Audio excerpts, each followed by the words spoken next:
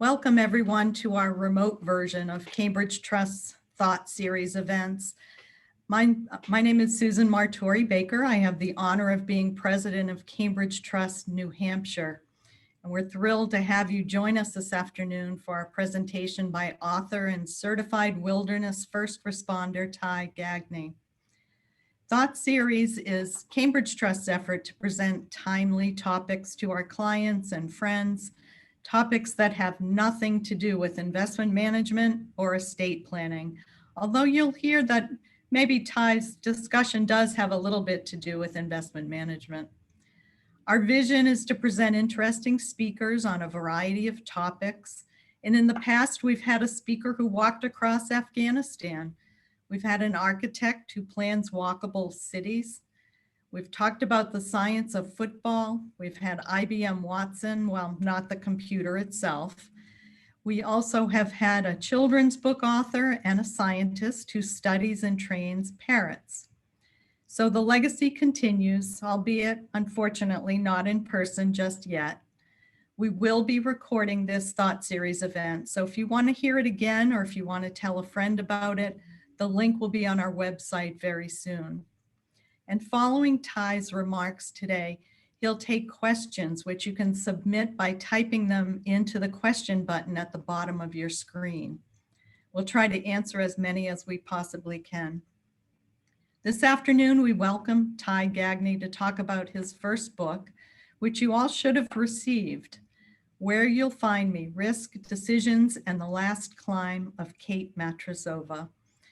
If you're not a hiker, a climber, or a mountaineer, you might wonder why people take the risk and put their life in danger to summit a mountain known for the world's worst weather. Is it the challenge or perhaps the reward? After all, who hasn't looked at Mount Washington with its snow-covered peaks, even in June, the highest in the Northeast United States, and been amazed? And sitting at the top of Mount Washington to monitor the world's worst weather is the Mount Washington Observatory. Ty uses the observatory information in his narrative on risk management. Today, we were hoping to have the interim executive director of the observatory, Donna Dunn, but she had some surgery, so she was unable to join us. So let me introduce Ty. Ty Gagne is Chief Executive Officer of New Hampshire Public Risk Management Exchange, a public risk pool serving local governments in New Hampshire. He's a certified wilderness first responder. And Ty, I hope you tell us what that means. And he also serves on the Mount Washington Observatory Board of Trustees. So Ty, thank you for being with us today. We're looking forward to hearing from you. Thank you very much, Susan. Thank you for that nice introduction. Good afternoon, everyone. My name is Ty, and I'm very much looking forward to talking with you this afternoon, and really appreciate you taking time out of what is a beautiful Thursday afternoon to talk with me today about the book Where You'll Find Me. I'd also just like to take a moment to thank members of Susan's team, Allison and Michelle, for their assistance in setting this up and getting the logistics ready. So thank you for that as well. So what I'll do today is I know you have received a book, and I'm very grateful to Susan and the team at Cambridge for providing that to you. And I'm going to try to strike a balance between those who may have read it, are in the process of reading it, or haven't quite gotten to it yet, and not giving too much information, but really I did want to take some time to tell the story. I'll provide some background as to how this came to be, and then what I'm really looking forward to at the conclusion is the question and answer period. And so again, I would encourage you, as Susan did, to submit your questions through the Q&A feature of this webinar. So just to provide a little bit of context, I always like to start with this quote by Saul Bellow: "A writer is a reader moved to emulation." And that's certainly the case for me in relation to this book and the second book, The Last Traverse, which came out late last year. I was introduced to rock climbing, mountaineering at a very young age, in between my 5th and 6th grade year, by my elementary school industrial arts teacher. So I already had that passion for the mountains, and the White Mountains in particular. But there was a body of work that really inspired me to explore writing about the backcountry, and in particular, accidents that took place in the White Mountains. And I've always approached these from an angle of wanting to understand why and what we can learn from these rather than taking the judgmental route. I don't see value in doing that. I think you'll note that as you start to read the book. But the body of work that I want to reference in particular is the work of Nicholas Howe. And I can remember walking into my mother's kitchen in February of 1995, and on her counter was her Yankee magazine, very loyal reader of the publication. And I was immediately drawn to the cover. And as I started to thumb through this edition, I was reading a series of stories of people who had run into trouble on Mount Washington and the surrounding presidential range over time, and was just really consumed by this work. Not long after this, Nicholas Howe released a book with an expansion of what was covered in Yankee magazine and additional stories of accidents that had been taking place over a period of 150 years in the presidentials. And so for me, the book Not Without Peril is the standard in White Mountain writing, and particularly in the area of accidents. And I've drawn a tremendous amount of inspiration from this, in addition to other mountaineering literature on polar exploration, another area that I'm very interested in. There was another experience, though, that has had a lot of influence on the presentations I've done, which really, that's where this all started. And I can get into that in a minute or so. But I had a personal experience on Franconia Ridge in February of 2008. This is a photograph I took while I was traversing the ridge with the two people in this photograph. And this is the most trouble I've ever been in the mountains. To make a long story short, if you have read the prologue of Where You'll Find Me, that's what this is about. And if you haven't quite read it yet, you can get a little bit more background on the story. But again, to kind of summarize this, I'd gone hiking with two people to do the ridge who I had never met, let alone hiked with before. And from the moment I got up that morning, I didn't want to go. I wasn't with my normal hiking partner and mentor, but I very much wanted to do the ridge. I'd been on Lafayette in the wintertime in what we call full conditions, low visibility, high winds, blowing snow, but I had yet to do the 1.6, 1.7 mile traverse of the ridge line. And I went, this was an ego-based decision. Even though I didn't want to go, I couldn't bring myself to pick up the phone to call and cancel. And over the course of this experience, on multiple occasions, as the weather continued to deteriorate, I wanted to turn around. I wanted to voice that concern, but I just couldn't bring myself to do it. And so this has really been a source of inspiration for me to share this story, to be very transparent and candid about it, in hopes that it might help other people going into the backcountry. But frankly, that kind of behavior that I exhibited that day in February, it happens in business, it happens in boardrooms, it happens in nonprofits, it happens in families. There are all of these factors that cause us to not be candid, not come forward, for fear of being marginalized or criticized or removed from the group or the team that we're in altogether. And I talk a lot about that, not only in both books, but when I'm out doing a really more extensive version of these types of presentations for groups, businesses, and at work for our own membership. How the story, the decision to explore the story of Kate Matrasova and the rescue teams that attempted to save her really was back in February of 2015. I was working where I work now. Every year we do a annual risk management summit where we have our membership come in for 2 days of training.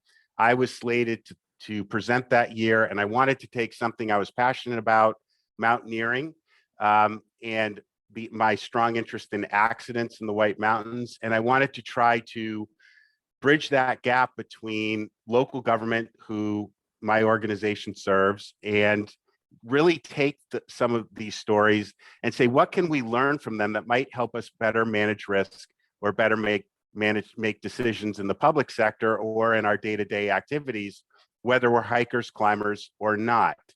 I had this presentation all set to go. It was scheduled for May of 2015 at the Mount Washington Hotel. And I thought, a neat way to immerse the audience in these stories, given the fact that Mount Washington and the range is right there in the proximity to the hotel. February 2015, I was up early that morning at my house. The weather was really, really bad. It was bad throughout the state of New Hampshire and New England, for that matter.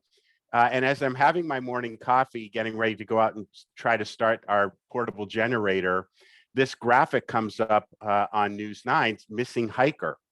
And I was immediately drawn to this for all of the reasons I've already explained, but also because I was in the midst of finalizing this presentation that I had. I'd chosen 2 cases from accidents that had taken place over time in the White Mountains. And as I'm listening to the newscaster, she's explaining how rescue crews were headed up into the northern presidential range on that Monday morning as I'm watching this, because on Sunday evening, a woman had activated a personal locator beacon, an emergency rescue beacon, somewhere in between Mount Madison and Adams. Crews tried to effect a rescue on Sunday night. They were unsuccessful in locating Kate, and they were returning up there on Monday morning. And what really drew me to this was the fact that the weather outside in the midst of this was very extreme. The wind chill was 30, 40 below zero. The thermometer at my house was -13 outdoor ambient air temperature, which I hadn't recalled seeing that in quite some time. And the winds were really, really fierce. And so generally in New Hampshire, when we hear about a search and rescue mission, it's generally over. It's been resolved one way or the other. We were getting real-time information. This was happening in real time, and we were experiencing some of the very weather that rescuers were going to be heading into, not quite at that extreme, but it was a really rare circumstance where we were learning of a rescue that had yet to be resolved. But by late Monday afternoon, rescuers had located Kate Matrosova, 32 years old from New York. She had tragically not survived the accident. And I was really drawn to this story over the days and weeks that followed. There was a lot of information that was coming out about who Kate was as a person, her story, how she arrived in the United States from Omsk, Siberia in her early 20s, and her progression through mountaineering, education, and through her profession. And so I decided that I would add this story to the presentation I was doing in May. I got in touch with Kate's husband, Charlie, because I did not want to proceed with this if he wasn't supportive of what I was trying to do and why. Again, that non-judgmental approach really focused on giving people takeaways that might help them, whether in the backcountry or elsewhere. And I did the presentation in May of 2015. And as you know, I'm still doing that today. It's a very compelling story, the story of Kate and the people who tried to save her. So what I'd like to do now is just cover Kate's plan or her itinerary for that Sunday, February 15th, that she was planning to go out and do this northern presidential traverse on her own in what's known as a light and fast manner. Originally, she didn't want to go by herself. She tried to get people in her hiking circle to go with her. She tried to get her husband, who also did some winter mountaineering, to go. And no one in either of those signed on. When we talk about light and fast, we're carrying a minimal amount of gear as opposed to heavy and slow, where we might actually be carrying a tent, a sleeping bag, extra food and clothing. And Kate's plan was to move light and fast. She was going to move with speed. Her plan was to arrive at the Appalachia Trailhead parking area off of Route 2 in Randolph at 4:30 in the morning. Sunrise would be at 6:45. So there would be a period of time where she'd be traveling by headlamp because it was still dark. Her plan was to summit Madison by 8, Adams by 9, Jefferson by 11 a.m., Clay at 1, Washington by 3, Lakes of the Clouds Hut at 4. Sunset was at 5:17. She'd be descending the Ammonoosuc Ravine Trailhead, where she would be picked up by her husband, Charlie, at 6 o'clock, where they would go back into Gorham, where they were staying for the weekend, and not only celebrate Valentine's Day, this accomplishment, but also the fact that Kate was up here not only to train for larger peaks and had already summited larger peaks throughout the world, but in April of that year, she was going to be taking her US citizenship exam.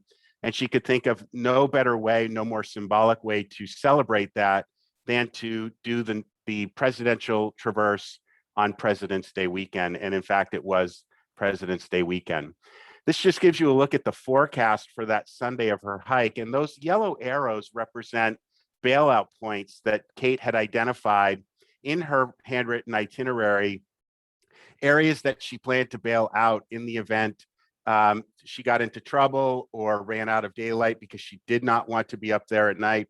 But you'll note that the wind chill for that Sunday was expected to hit 100 degrees below zero, northwest winds between 100 to 120 miles an hour, gusting to 135 with whiteout conditions. And this is generally where there'll be a reaction from the audience that's listening to this story. And what I will tell you, just through research and talking with people, is that Kate was aware of the forecast, felt that she was going to be starting out early enough in the morning and would be moving again in that fast and light manner. She had a really high level of physical fitness, that she would be moving with enough speed that her plan was to be down below tree line in the area of Ammonoosuc Ravine before the winds ramped up and before the visibility decreased. That's not what happened. The weather arrived sooner than she had anticipated. It was a well-known weather event, but again, this is just to give you a sense of her itinerary. So when she arrived at Valley Way Trail that Sunday morning, it was at 5 o'clock. It was 30 minutes behind schedule. There's really no wrench in the engine per se. It's just that in the wintertime in New Hampshire in February, it's dark out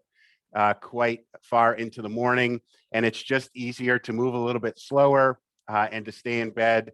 Charlie, though, knew that time was a very critical factor in this itinerary, but they did arrive there 30 minutes behind schedule, and time was really critical to that itinerary, as you can see, because she planned to move very, very quickly. It was minus 4 degrees in the parking lot, minus 35 with the wind chill, 40 degrees, 40 mile per hour winds out of the northwest. These are readings that were taken from the Mount Washington Observatory. In fact, it was actually a little bit warmer in the parking lot where she was standing, and there was no wind. It wasn't discernible where she was. And the conditions that were on Mount Washington at 5 in the morning are not unreasonable for a winter hiker who's properly equipped and experienced to go. So at about 8:50 in the morning, Kate broke tree line on Valley Way Trail, it kind of approaching that lunar landscape. There's very little vegetation. And just before 9 in the morning, or right around 9 in the morning, she arrived at the edge of Madison Hut, which you can see here in the photograph, in the illustration. At 9 o'clock, Kate was already supposed to be on her first summit of Mount Madison, which was just above her. So you can see that just based on conditions, deep snow coming out of tree line, probably moving through darkness and making sure you're picking up those trail blazes, those reflective markers on trees, it's going to take longer than planned to get there. So again, you can already see that time is going to start having an adverse impact on the day. At 9:09 in the morning, she starts to make her ascent up toward Mount Madison, her first objective.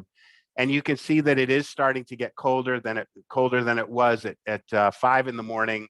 But again, these are pretty manageable conditions if you have the requisite experience and equipment.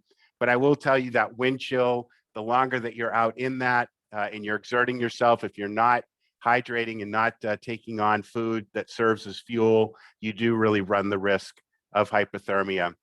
At about 9:37 in the morning, Kate is roughly 157 or so feet below the summit of Mount Madison. She had been carrying a portable GPS with her. She did shut that off. I really can't explain why, other than the fact she had been on the summit a month prior. She had come up with Charlie over Martin Luther King weekend, the long weekend, to do some reconnaissance on the route, knowing that she was going to be coming back by herself a month later. You can see here that the weather is remaining relatively stable from what it was at 9:09 in the morning. There was very little change from when Kate broke tree line at 8:50 to now. Yes, she would be at a head walking toward a headwind. At this point, in the manner she's making her way up the mountain, but very, very soon she's going to be making her descent and actually does so back towards Madison Spring Hut, which she would be able to see the closer she got to it, and whether she was following our footprints or again was just very familiar with that route. She arrives down at Madison Hut right around 10:24 or so in the morning. And this is really where the critical decision making comes into play. This is the intersection of decision for Kate as to whether or not to turn right and head back down Valley Way Trail, or to turn left and continue toward Mount Adams, and her second objective, which is the summit of Mount Adams. Whether or not Kate has decided here to cut her itinerary short, recognizing just how far behind schedule she was, because by 10 o'clock in the morning, she should have been on Mount Adams based on her plan. And at 10:30, which is right around the time she's at now, she would have been on the lower slopes of Mount Jefferson, which is her third objective. So we'll never know if Kate decided to just cut her itinerary short. But she does continue on toward Mount Adams. But one of the things I really focus on in the book is decision bias. And I think this comes into play with us as investors, as professionals, in our personal pursuits, in whatever we choose to do. We encounter these intersections of decision every day where we have to make a decision one way or the other based on the information that's available to us. How we treat that information is critically important. Whether we're making decisions that are really steeped in emotion, or whether they're more tipped toward rational thought, or whether we have a balance between the two. I get into a lot of that, not only in the book, but in the more expanded version of this presentation, again, that I do for groups. So this basically today, you're kind of getting a summary of the book talk, where I'm just not going to take as deep a dive, but I'm more than happy to answer questions about it toward the end. So again, as I mentioned, she made that left-hand turn. You can see Madison Hut out there in the distance, making her way toward the summit of Mount Adams. And as the day goes on and she's spending a lot of time out here, it's taking a lot of time. The snows are deep. She's doing a lot of post-holing. And the higher Kate goes toward the summit, the more difficult it's going to be, because the weather now is deteriorating significantly. Winds are approaching 80 miles an hour. The wind chill is minus 30 and colder. And she's taken a more direct line toward the summit. I can't tell you exactly why that happens, whether she's trying to get some time back, but the steeper she goes, the slower Kate will move. And the more difficult it will get walking directly into that headwind, because that's the direction that Kate is moving in now. And so at about 12:37 in the afternoon, Kate makes a decision to turn around. She does not reach the summit of Mount Adams, and turning around is the right decision, but it comes very, very late. Having already been out there for hours and hours, not taking a lot of fuel or hydrating, and ultimately is now attempting a self-rescue. As one of the members of Fish and Game explained, Kate at this point is systematically trying to save her own life. She's going back towards safety, but what is ultimately going to happen is the closer she gets back to what she perceives as safety, because she can't go any further ahead because of the headwind she's reached. But just given the terrain and the direction of travel and the location of where Madison Hut is and tree line just beyond that, Kate will ultimately kind of do a fish hook type pattern back into the headwind, because that direction, that safety of tree line is going to require her to try to get through what is now an 85 mile per hour plus headwind. So the options are they're almost non-existent. There's just very little that Kate can do other than trying to get back the way that she came earlier that afternoon. At 3:15 in the afternoon, Kate cannot go any further. She's 3/10 of a mile from Madison Spring Hut. She's down in kind of a terrain trap on the low, the mid reaches of between Mount Madison and Mount Adams. Cannot go any further. removes her backpack and takes out her personal locator beacon and activates it. 4/10 of a mile from the canopy of the trees and the shielding of the wind, but just cannot go any further, probably through a combination of exhaustion, hypothermia, dehydration, and just the impenetrable winds that have now established themselves there that are at this point 90 plus miles an hour. So this is a overhead view of the beacon activations that will take place between 3:15 in the afternoon and 5 o'clock on Monday morning. And there were reasons why there were these multiple beacon hits. And basically, Kate activated the beacon, put it back in her backpack, left her backpack on the ground. And the beacon needs to be pointed upward with the antenna extended toward the sky. And unfortunately, with that backpack on the ground, that wasn't happening. So there was just a tremendous amount of signal propagation that was taking place over the course of that late afternoon and into Monday morning. This is the location of the first beacon hit and then the last three. And this is ultimately where Kate stops. You can see Madison Hut here down at in the middle part of the screen. The summit of Mount Madison and the summit of Adams is over here in the corner.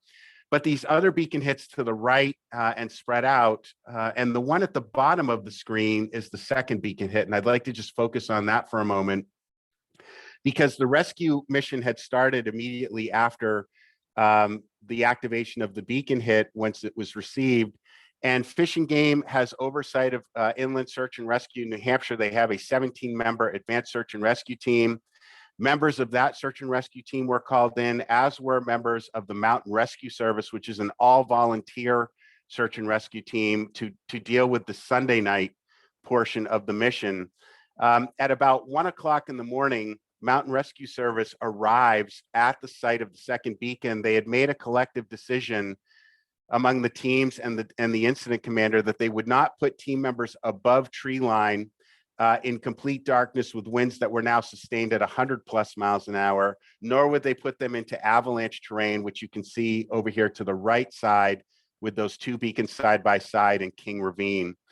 The team arrived there at 1 o'clock in the morning. They were in chest deep snow, very, very difficult, arduous conditions, brutal, cold. And I'm not going to get into a lot of detail because a lot of that will be in the book. But they arrived there at 1 in the morning and they were unable to locate any sign that Kate had been there. And in fact, she had not been there. The next morning, they decided to go at this from multiple different ways. They would send a Black Hawk helicopter from the New Hampshire Army National Guard based in Concord. That would not be able to spend a lot of time flying over the area because of the ground blizzard conditions. And given the direction of the winds, they had burned a lot of fuel getting up there. And so they made a decision as a crew in a very transparent way. Remember, there's a lot of rank and authority and power in the military structure. But with that crew, another really important takeaway, I think, for teams and groups in general, is that rank it's not relevant as part of these conversations. The crew collectively decided that they were not adding value to the mission, that they would be assuming more risk than was necessary, and they made the decision to go back. And that decision wasn't questioned either by any member of the 4-person crew or the ground searchers or the incident commanders from Fish and Game. This is a photograph taken by a Cessna from the Civil Air Patrol. Again, another all-volunteer organization. This is from at about 11,000 feet. Generally, they're flying much lower, but they were unable to do so because of the updrafts and downdrafts that the Cessna was experiencing, and they just were not able to get close enough. They did have technology on board to pick up beacon activations, and they were able to do that. They just could not pinpoint where that beacon was, again, because of a lot of that signal propagation that was taking place. Normally what they would do is if they were able to get a fixed location, they would circle above it so that ground searchers would know what direction to move toward and specific locations to check. And again, they spent about an hour and 15 minutes flying back and forth, trying to get a signal fix, but they just weren't able to do that. And then lastly, ground searchers were sent to multiple different locations. Volunteer teams, again, were sent from Mountain Rescue Service into King Ravine. They have the technical expertise and the equipment to deal with avalanche terrain. Other teams were sent to the opposite side of Mount Madison, where you saw other beacon hits. And then a team of 10 from the Androscoggin Valley Search and Rescue Team was sent to the site of the first beacon hit and the last three, because over the course of the morning, New Hampshire Fish and Game, along with the assistance of the Air Force Rescue Center, were able to determine that there was a pretty high probability that the beacon and hopefully Kate would be located at that site of the first beacon hit. So after some searching, they were unable to find Kate or any evidence that she had been at the site of the first beacon hit. But on their way back, they were able to locate Kate at about 1 o'clock in the afternoon, approximately 150 feet from the coordinate that originally was broadcast out the Sunday afternoon before. And then it was then just became a very difficult situation for them, not only physically, but personally, to take a fellow hiker down the mountain, return her to her family, where Charlie was waiting anxiously for some type of news as to the outcome of this situation. And for some of these rescuers, and again, I get into this more in the book, it was their very first rescue mission, period. And that rescue mission being one of the most difficult that's really ever been executed in the White Mountains. There have been many. This one was particularly difficult because on this day, it was the second coldest place on Earth, second only to Antarctica. Overnight, wind chills hit minus 90 degrees. They received a gust of 141 miles an hour up there. So just a really difficult, challenging situation for all involved, and a tragic one, ultimately. So before we move to Q&A, I always just like to close. These are the organizations that were involved in the rescue mission. The top row are state and federal agencies, and the bottom row are all volunteer, unpaid, selfless individuals who drop what they're doing 24 hours a day, 7 days a week, 365 days a year to go out and help their fellow outdoors recreators and hikers and climbers. And really, search and rescue could not be done at the level that it is in New Hampshire without the help of our volunteer teams. So that concludes the presentation, and I'll turn it back over to Susan for Q&A.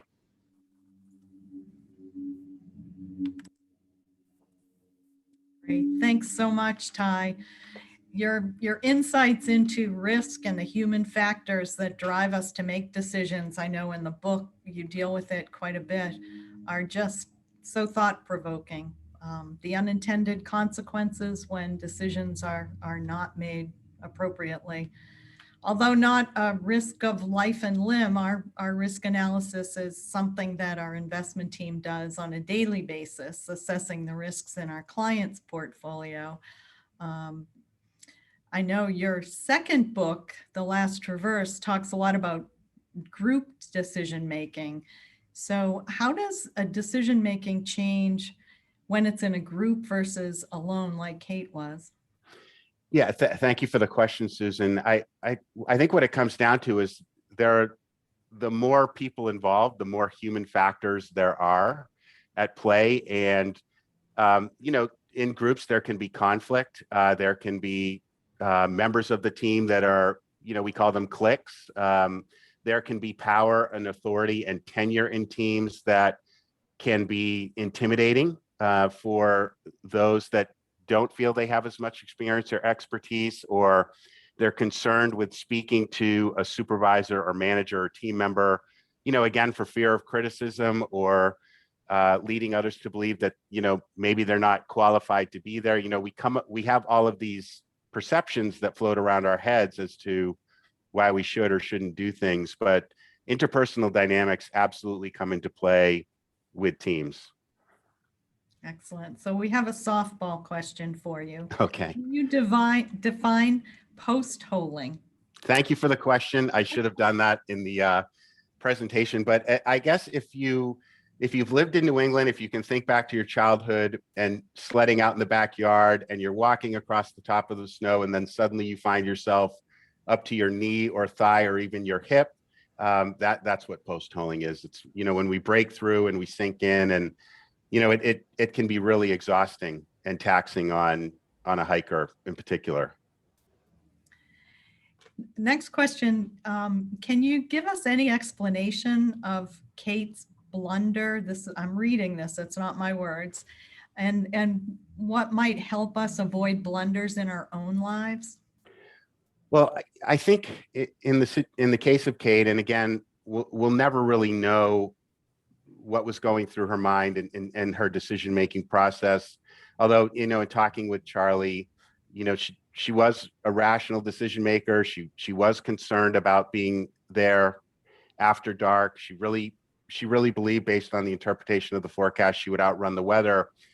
But what we see when we put plans together, there's this dynamic called the planning fallacy. And when we're putting a plan together, we can do that through the most optimistic lens possible, in that we can underestimate the amount of time it's actually going to take us to do something.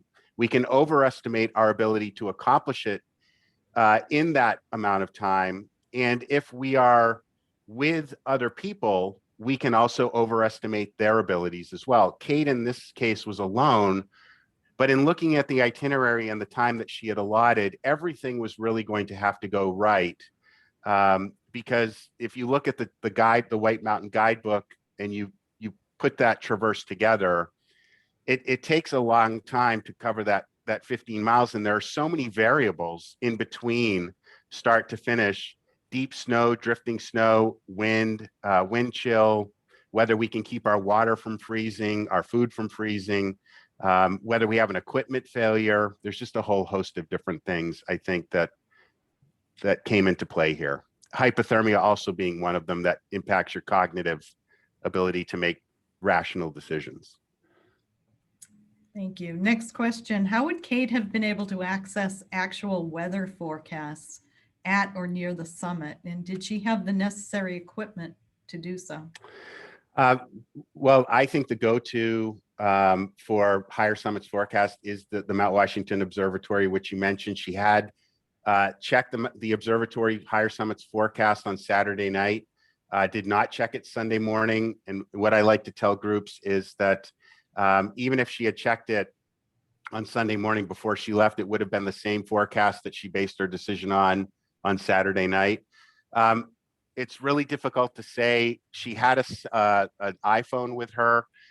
So, there is access to the web and the Mount Washington Observatory website. Data access and cell access does become an issue. And back in 2015, it probably wasn't quite as good as it is today.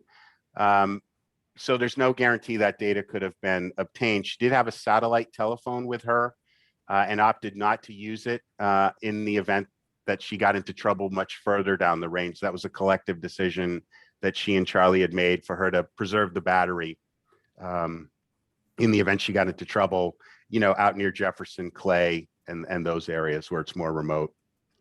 If she had made it back to the hut, would she have survived the night?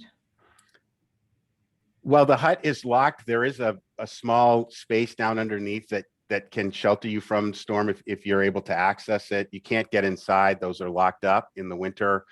It's really difficult to say. I think getting to Madison Spring Hut would have provided some temporary shelter. Essentially would have still been outside, but on the leeward side, maybe could have gotten into the crawl space, but really getting to tree line was probably would have increased the likelihood of being safer. But again, it was just too difficult to get there because the winds were just so brutal.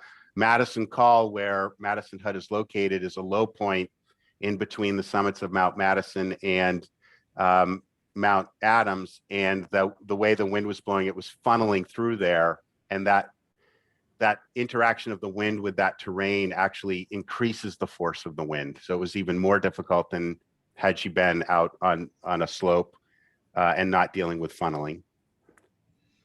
Can you describe the investigation and the information gathering process that you undertook for the book? I know the research must have been heart-wrenching. Yeah, well, I as I had mentioned, I had conversations with Charlie. I had conversations with members of rescue teams that were involved. Spent a lot of time talking with observatory staff to really understand the weather. Interviewed the pilot of the Black Hawk helicopter just to get a sense of that. Interviewed the entire crew of the Cessna. There was a crew of 3, and then just experts in decision making and again, I have a strong interest in that and risk management just as part of my normal profession. So yeah, that's really just gives you a sense. So I know you've hiked the same route that Kate took. I understand from one team member who happened to find the body that it changed his life. What are your feelings when you do that hike, and would you ever do it alone in February? Um, it was a really moving experience to retrace the steps that Kate took and to be with the team leader that led the team that located Kate on that Monday afternoon. And that he is somebody I had a tremendous amount of respect for. I had interviewed him a couple of times leading up to that hike that we did a year later, because I really did I had been on Adams before in the winter, but I had not done Valley Way and Star Lake up to on the opposite side of Mount Adams. But this is a person I had read about for years in news accounts of search and rescue missions.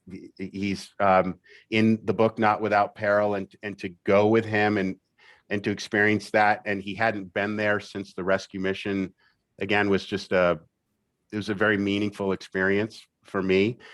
Whether or not I would do that alone, I have solo hiked before. I think it's a very personal decision to make. I know there are people that criticize it, and I guess my response to that is, if you look at the situation I was in February of 2008 with 2 other people, I was probably generating as much risk in a trio than I would have if I had been by myself, because I think my decision making would have been different.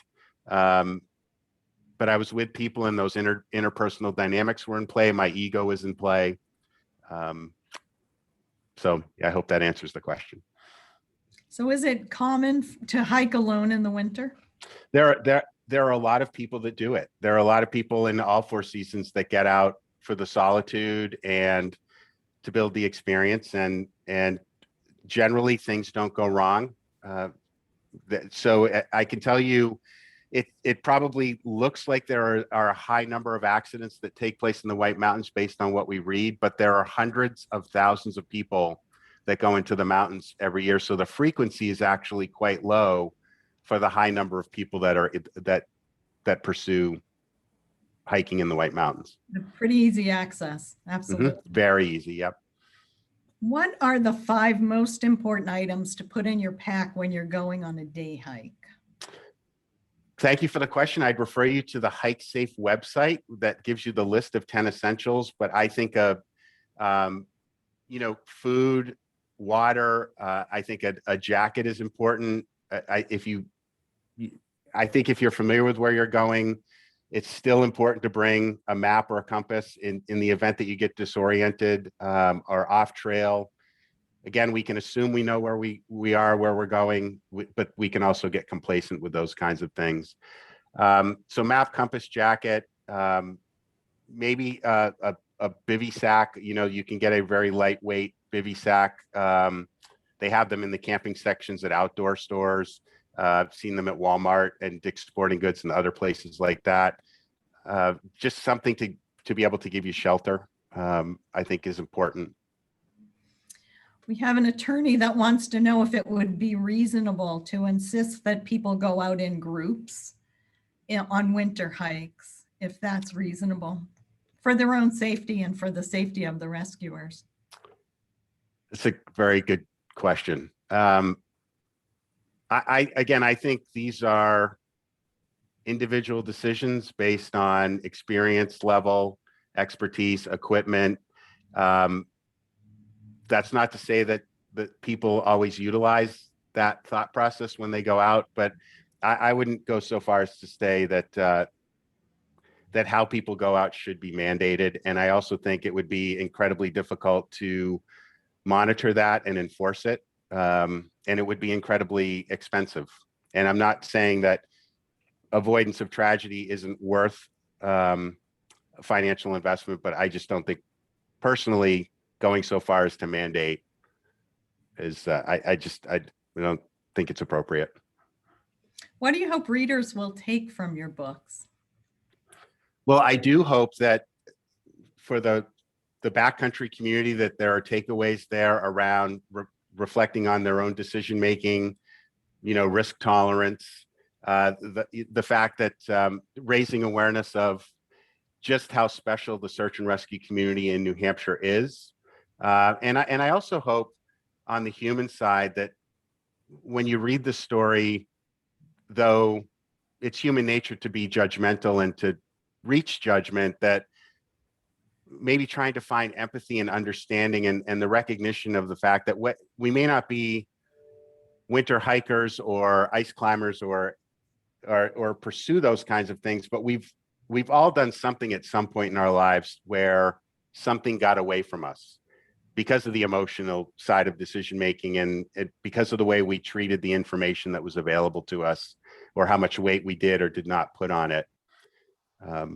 So yeah, I think those are some of the main and then again, for the non-outdoor community, I think hopefully there are lessons in how search and rescue conducts itself, the culture that they develop within their teams that's healthy, and Kate's story might help us again better make decisions, better manage risk in our day-to-day or personal or professional activities.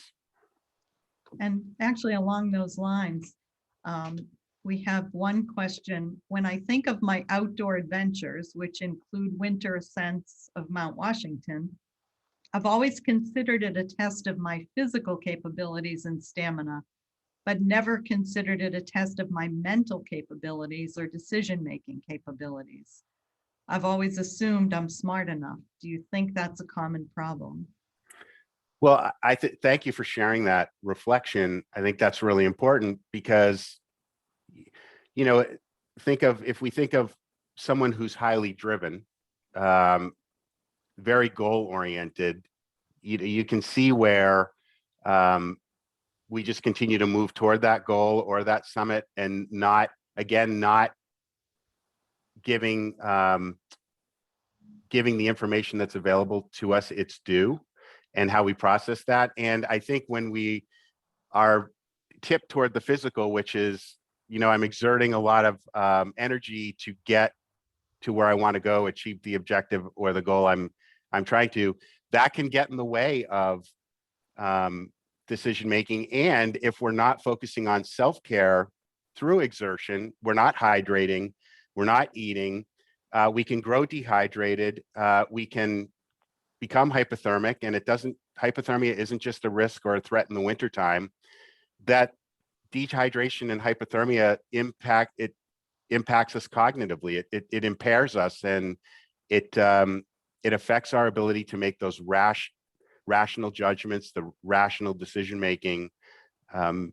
So yeah, thank you for sharing that example because I'm glad I got to expand on that a little bit. One person wants to know if you spoke with her husband about letting her go alone and how that all transpired. Did he try to convince her otherwise? I appreciate the question. He had gone out with her on outings before. Again, she had summited some very high peaks throughout the world. There's more about that in the book. And Kate had originally asked Charlie to go, but he was moving away from the sport.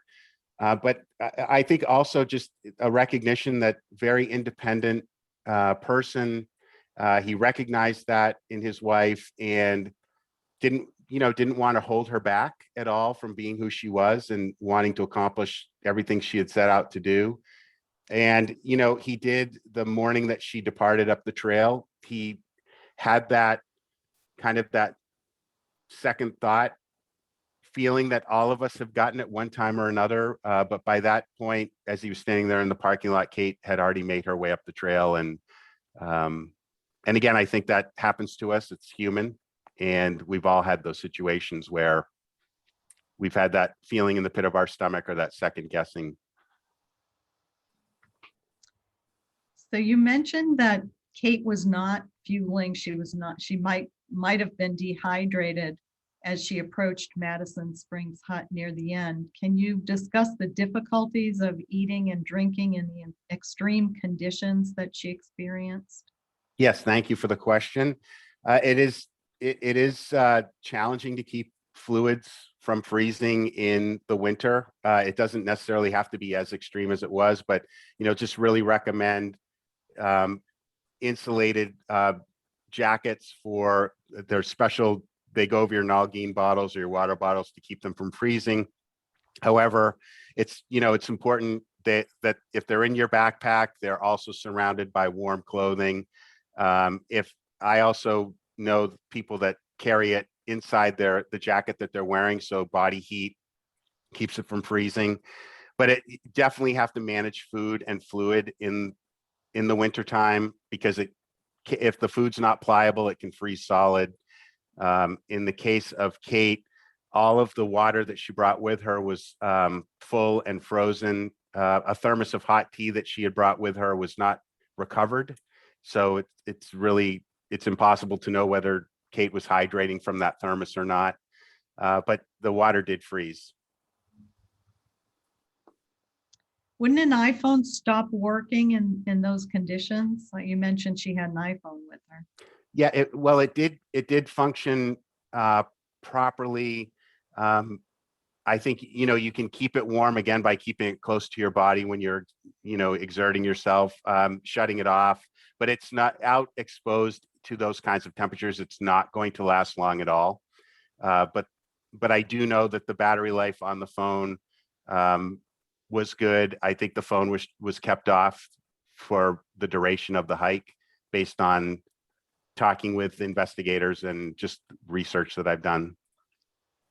Do you know the cost of the rescue? I have a rough idea of the cost.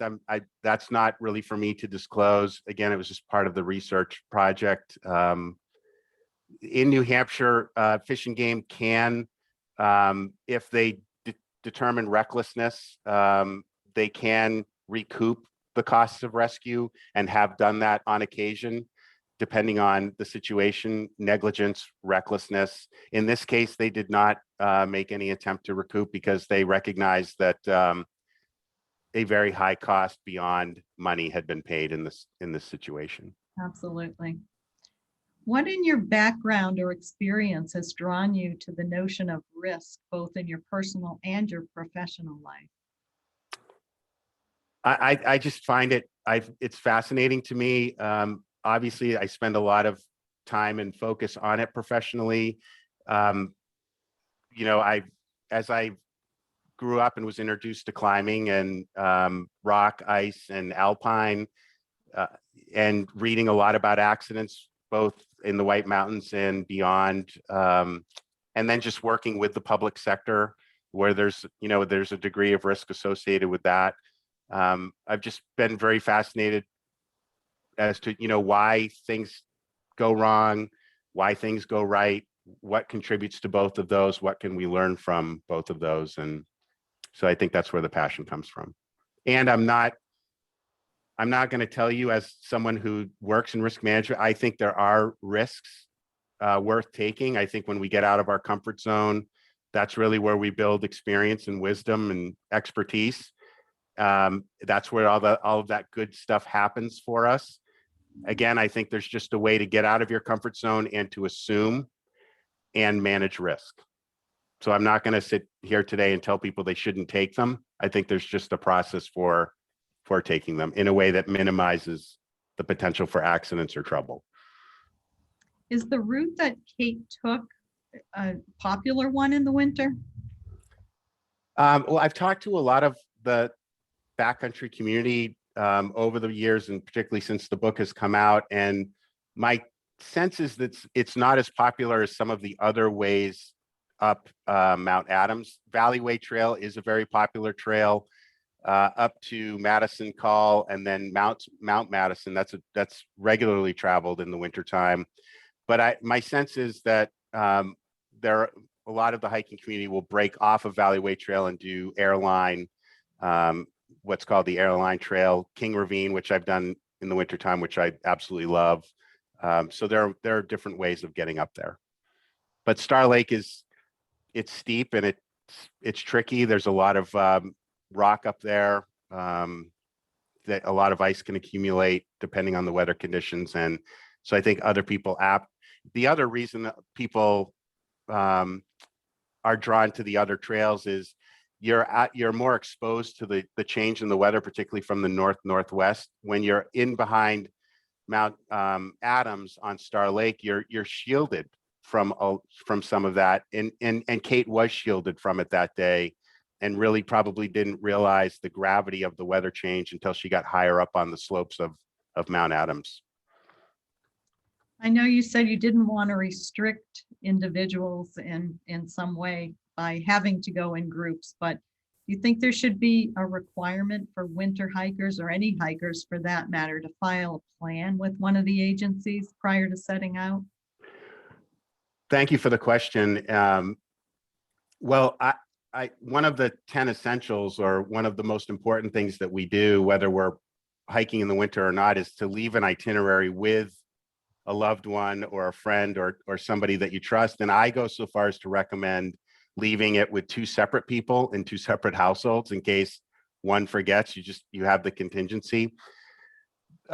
If you are hiking out of Pinkham Notch at the AMC Pinkham Notch Visitor Center, there is a climbers room and you can sign in there. Many climbers that go into Tuckerman's and Huntington will sign in, but that's really the only location that I know of. If you think about the number of trails in the White Mountains, you couldn't possibly put sign-ins on each and every one of them. Again, I think it would be very difficult and costly for a centralized agency to monitor it. Again, how do you monitor it? How do you enforce it? Because it's such an expansive remote area that I think you have to rely on and trust that people will leave itineraries with the people that they know. In the event something goes wrong, somebody can make that report to the authorities. Can you talk a little bit about the coordination of the various groups that went to rescue her?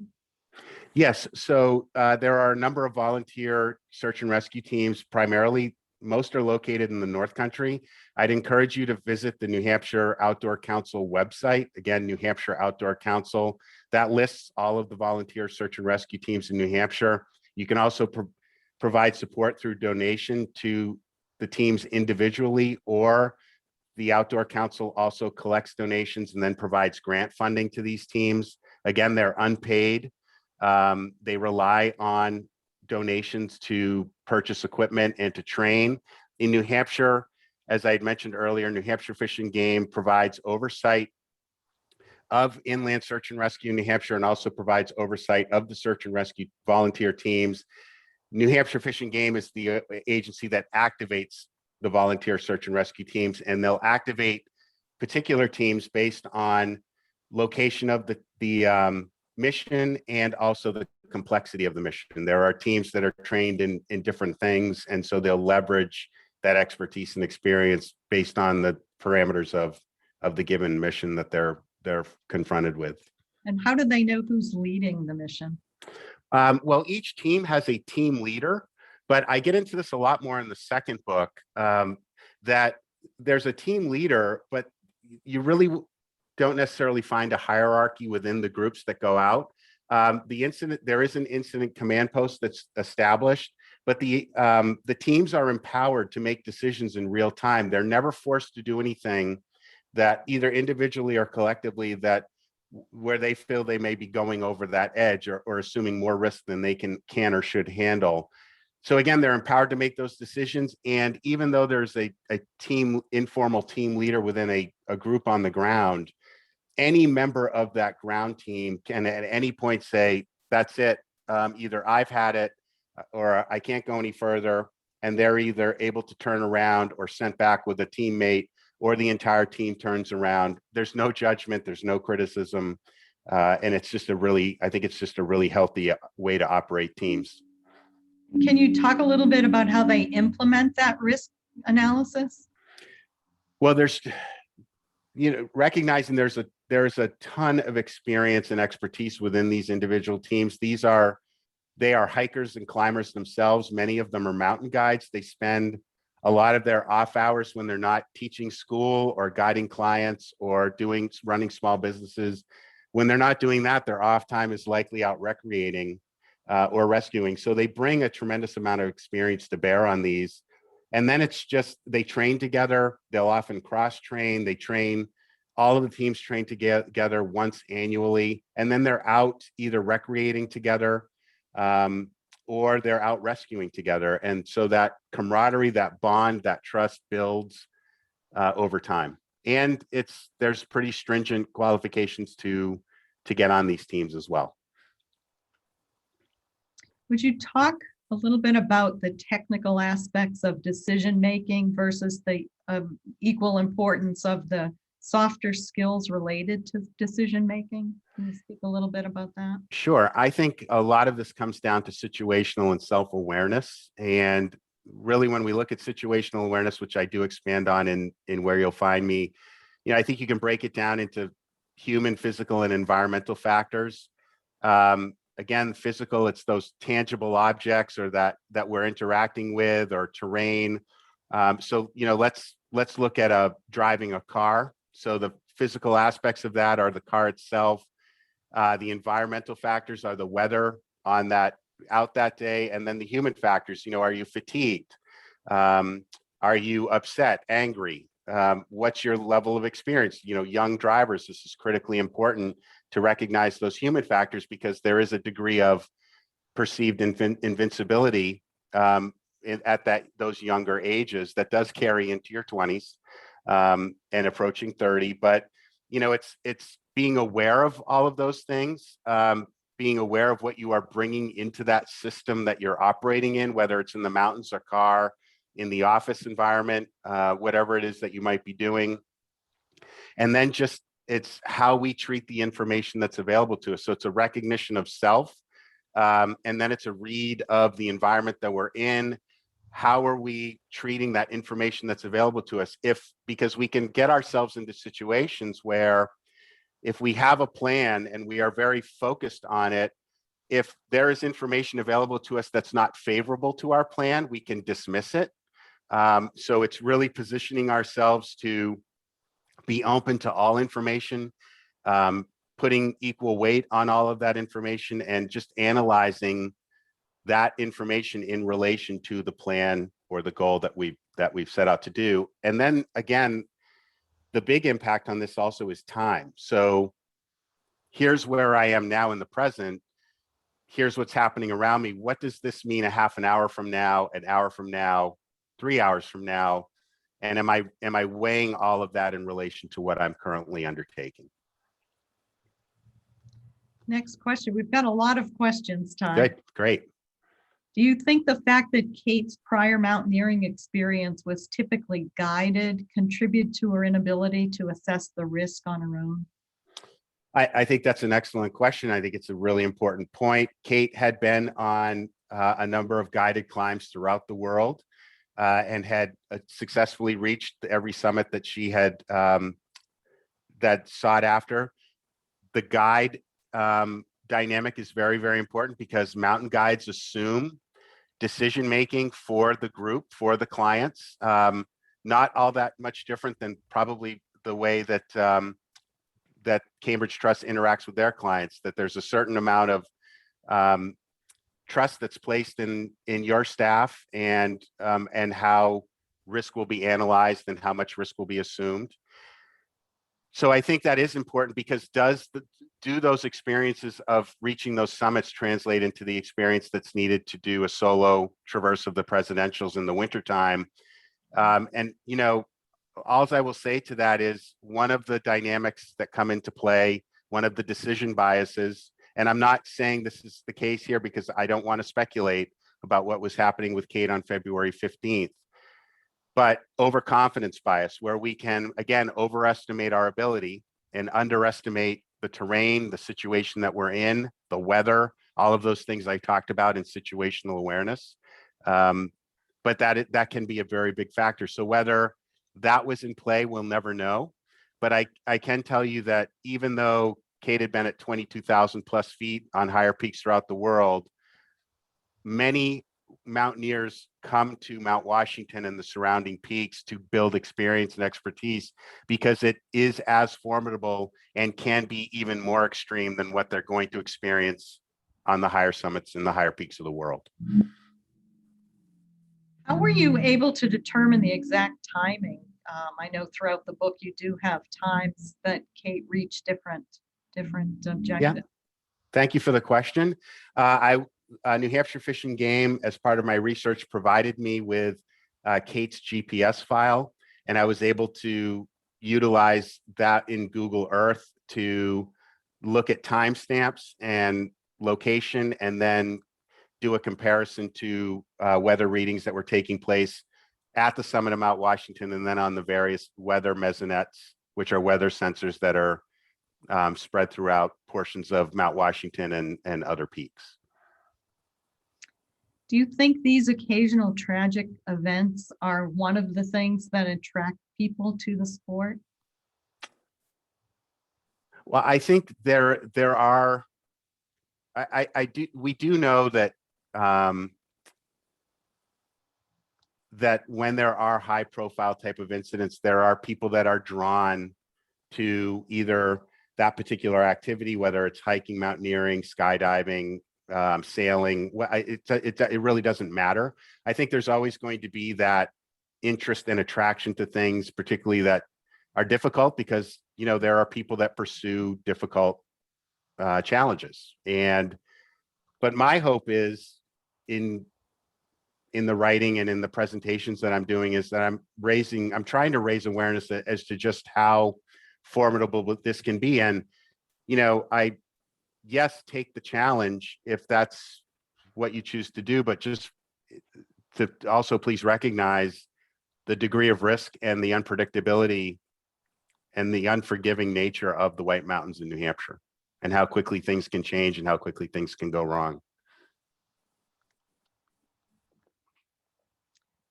Did you mention what a wilderness first responder is? I didn't. So basically, in an urban environment, there's, if you think about a basic first aid, first responder, emergency medical technician, EMT, paramedic, physician's assistant up to physician, this is just a wilderness level certification of the first responder, which basically you're taking those skills and you're able to utilize them in the backcountry, but with some other advanced techniques around shelter, care, self-care for yourself as a rescuer out in a remote environment, for the patient that you're treating, and how to help that person remain stable or until help can get there. Because again, these are remote, austere settings, and it takes a very long time for search and rescue assets to get into the White Mountains. Again, going back to Kate's story, activated the emergency locator beacon at 3:15 in the afternoon. The first rescue teams reached the site of the second beacon at 1 o'clock the next morning. It just as one example. It's not like calling an ambulance in an urban environment and having it arrive 10 minutes later. One of our attendees said that your second book, The Last Traverse, reminds him of The Perfect Storm by Sebastian Younger. How often does the perfect storm result in these catastrophic events? Well, the two books that I've written have involved significant weather events. One on Mount Washington and the surrounding peaks. It's known as bombogenesis, which I get into in the book. And I'll leave it to the book. So I encourage you to read that. And then the other significant weather event was on Franconia Ridge in 2008, a week after my hike that I did. And I share a story of two gentlemen who had an accident, one of which tragically lost his life in that. But I think if we look at weather in the White Mountains, in all four seasons, it can be pretty extreme. It just depends on the direction the weather is coming from, and a lot of other factors that go into that. but there are instances beyond the two that I write about, some of which are covered in the book Not Without Peril and other books, like Critical Hours, which is also an excellent read, where these significant weather events, often they are well known and well publicized, result in accidents. Again, the frequency of it is low, but when it happens, it gets all of our attention just because it gets a lot of publicity. And Ty, at the beginning of the book and also at the beginning of your presentation, you described an outing that you felt you were not prepared for and had difficulty. In writing the book, did you change your own risk assessment capabilities? I mean, how has that really changed as far as your hiking and also in your life in general? Well, thank you. Thank you for the question.